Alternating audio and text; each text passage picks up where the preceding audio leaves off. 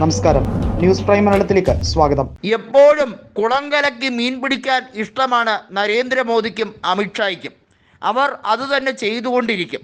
Indian രാഷ്ട്രീയത്തിൽ കൃത്യമായും അവർക്ക് അവരുടേതായ സ്ഥാനം ഉറപ്പിക്കാൻ ഏത് വഴിയും അവർ സ്വീകരിക്കും എന്നത് ഇത്രയും നാളുമായി തെളിയിച്ചുകൊണ്ടിരിക്കുന്ന കാര്യമാണ്. കേവല ഭൂരിപക്ഷം അവർക്കില്ല.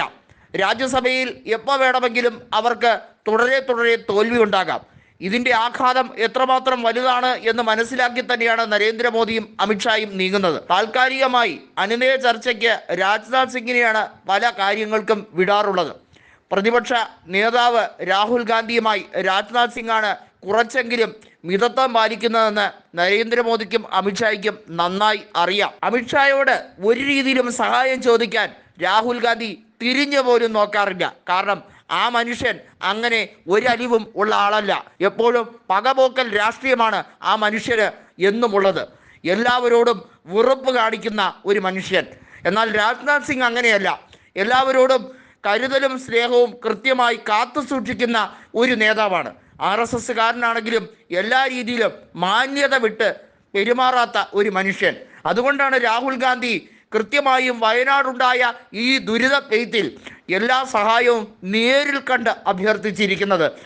അതുമാത്രമല്ല, രാജ്യത്തിൻ്റെ പ്രതിരോധ മന്ത്രി എന്ന രീതിയിൽ രാജ്നാഥ് സിംഗ് ആ ദുരിത സ്ഥലങ്ങൾ സന്ദർശിച്ച് നേരിട്ട് സ്ഥിതി മനസ്സിലാക്കിയാൽ അറിയാം ആ ദുരിതത്തിൻ്റെ ആഘാതം എന്തുമാത്രം വലുതാണ്. മരണത്തെ പോലും തോൽപ്പിക്കുന്ന മരവിപ്പാട് അവിടുത്തെ ജനത അനുഭവിക്കുന്നത് എന്നുള്ളത് ബോധ്യപ്പെടുത്താൻ കൂടിയാണ് രാജ്നാഥ് സിംഗിനോട് വരാൻ അഭ്യർത്ഥിച്ചിരിക്കുന്നത്. പ്രതിപക്ഷ നേതാവിൻ്റെ മണ്ഡലം കൂടിയാണ് വയനാട് എന്നത് ഇതിൽ ഏറ്റവും വലിയ പ്രത്യേകതയാണ്. രാജ്നാഥ് സിംഗിനെയും കൊണ്ട് തന്നെയായിരിക്കും രാഹുൽ ഗാന്ധി ഇവിടെ വരിക എന്ന് ഉറപ്പിച്ചു കഴിഞ്ഞിരിക്കുകയാണ്. സ്ഥിതിഗതികൾ വിലയിരുത്തുമ്പോൾ സൈന്യം ഇറങ്ങിക്കഴിഞ്ഞിരിക്കുന്ന യുദ്ധകാല അടിസ്ഥാനത്തിൽ തന്നെയാണ് അവിടെ എല്ലാ രീതിയിലും ഒരു പുനരുജ്ജീവനം ഉണ്ടാക്കിക്കുന്നത്. തീർച്ചയായും 2 പ്രദേശങ്ങളിലായി പ്രശ്ന സങ്കീർണമാണ്. അതിൽ ചൂരൽമലയിൽ സമാനതകളില്ലാത്ത പ്രശ്നങ്ങൾ ഉണ്ടായിരിക്കുന്നു. ചൂരൽമലയിലും മുണ്ടക്കൈയിലും ഉണ്ടായ നാശനഷ്ടങ്ങൾ, അവിടെ താൽക്കാലിക പാലം നിർമ്മിച്ചുകൊണ്ട് എല്ലാ ദുരിതാശ്വാസ പ്രവർത്തനങ്ങളും നടത്തിക്കൊണ്ടിരിക്കുകയാണ്. എല്ലാ മേഖലകളിൽ നിന്നും കോൺഗ്രസ് പ്രവർത്തകർ കൃത്യമായും എല്ലാ സഹായങ്ങളും എത്തിച്ചു കൊടുത്തുകൊണ്ടിരിക്കുന്ന ഒരു കാര്യമാണ് പറഞ്ഞിരിക്കുന്നത്. അതുമാത്രമല്ല, വസ്ത്രം, അതുപോലെ തന്നെ ഭക്ഷണ വസ്തുക്കൾ, അത്യാവശ്യ സാമഗ്രികൾ എല്ലാം തന്നെ പാക്കറ്റായി ലോഡ് കണക്കിന് ഓരോ ജില്ലകളിൽ നിന്നും പുറപ്പെട്ടു കഴിഞ്ഞിരിക്കുന്നു. കോഴിക്കോട് MP ആയ MK രാഘവന്റെ നിർദ്ദേശത്തിൽ സദാസമയം അവിടെ സെൽ പ്രവർത്തിക്കുന്നു എന്നത് എടുത്തു പറയേണ്ട കാര്യമാണ്. കോഴിക്കോടും കണ്ണൂരിൽ നിന്നും ഒക്കെ വയനാട്ടിലേക്ക് ഭക്ഷ്യസാമഗ്രികൾ എത്തുന്നു. തിരുവനന്തപുരത്ത് നിന്ന് തിരിക്കുന്നു. നിരവധി സ്ഥലത്ത് ഇതിൽ രാഷ്ട്രീയം കാണാതെ നോക്കുന്ന പിണറായി വിജയനെ എല്ലാ രീതിയിലും അംഗീകരിക്കുന്നു എന്ന് തന്നെയാണ് രാഹുൽ ഗാന്ധി പറഞ്ഞത്. പിണറായി വിജയനും രാഹുൽ ഗാന്ധിയും തമ്മിൽ സംഭാഷണം നടത്തി കഴിഞ്ഞിരിക്കുന്നു. എല്ലാ രീതിയിലും കേന്ദ്രത്തിൻ്റെ സഹായം വാങ്ങി നൽകണം എന്ന് പിണറായി വിജയൻ രാഹുൽ ഗാന്ധിയോട് അഭ്യർത്ഥിച്ചിരിക്കുകയാണ്.